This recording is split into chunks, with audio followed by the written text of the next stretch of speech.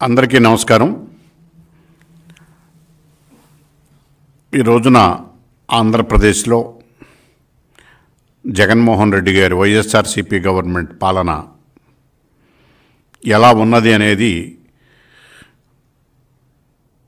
వాళ్ళ పార్టీ నాయకులు, ఎమ్మెల్యేలు ప్రజలకు వివరించే పరిస్థితి వచ్చింది.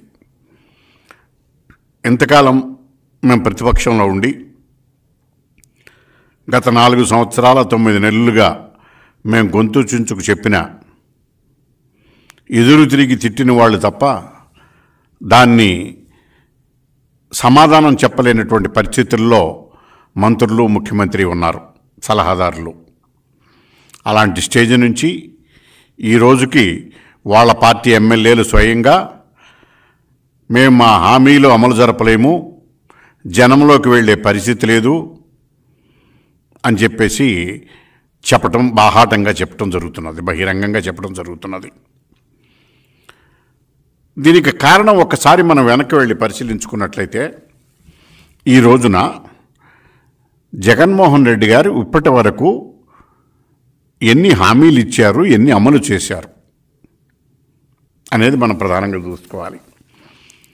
ఎన్నికల ముందు 2014 ఎన్నికల ముందు, 2019 ఎన్నికల ముందు ఇచ్చినటువంటి హామీలు ఏమిటి, ఇప్పుడు 2024 వచ్చింది, ఇప్పటి వరకు అమలు చేసినవి ఏమిటి అనేటటువంటిది ప్రధానంగా చూస్తే మనం మైనర్ విషయాలకు జోలికిపోకుండా జిల్లాల వారీగా అన్ని లెక్కలు ఉన్నాయి మా దగ్గర.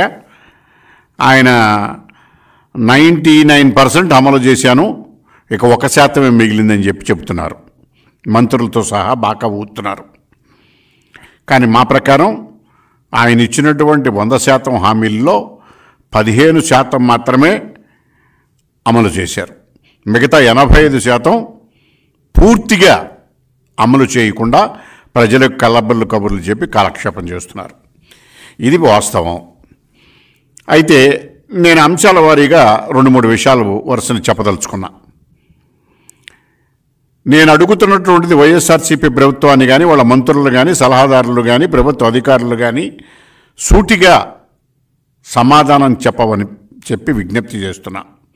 ఎందుకంటే ఆధారాలతో సహా మేము మాట్లాడినప్పుడు బొకాయించటం, ప్రశ్నలు పెట్టి మంత్రులతో కానీ, సలహాదారులతో కానీ, ఎమ్మెల్యేలతో కానీ తిట్టించటం జరుగుతున్నది.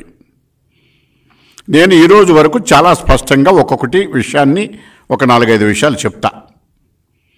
మొట్టమొదటిది, ఆయన అధికారంలోకి రావడానికి ముందు ఆయన ఇచ్చినటువంటిది ఏమిటి అని కనుక మనం చూసినట్లయితే నవరత్నాలు అనే పేరుతో ఇచ్చి ఈ నవరత్నాలలో 99% హామీలు అమలు చేశాను అని చెప్పి అందులో ప్రధానంగా మొట్టమొదటిది మద్య నిషేధం చేశాకే ఓట్లు అడుగుతా.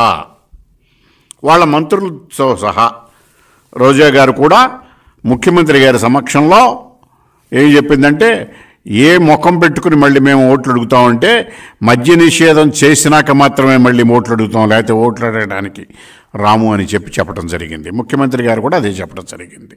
ఇది ఎన్నికల ముందు చెప్పింది.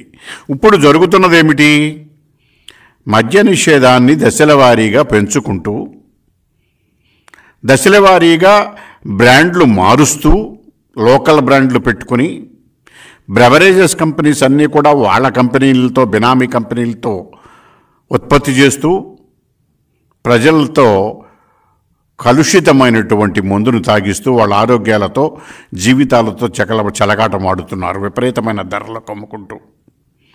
విచిత్రం ఏంటంటే దేశమంతటా డిజిటల్ కరెన్సీ అని చెప్తుంటే మద్య నిషేధంలో మాత్రం నగదు రూపంలోనే వ్యాపారాలు చేస్తున్నారు. 95% నగదు రూపంలో మద్య వ్యాపారం చేస్తున్నారు. దానికి కారణం ఏమిటంటే మద్య నిషేధంలో అంతులేని అవినీతి జరుగుతున్నది. ఒకటి, ఉత్పత్తి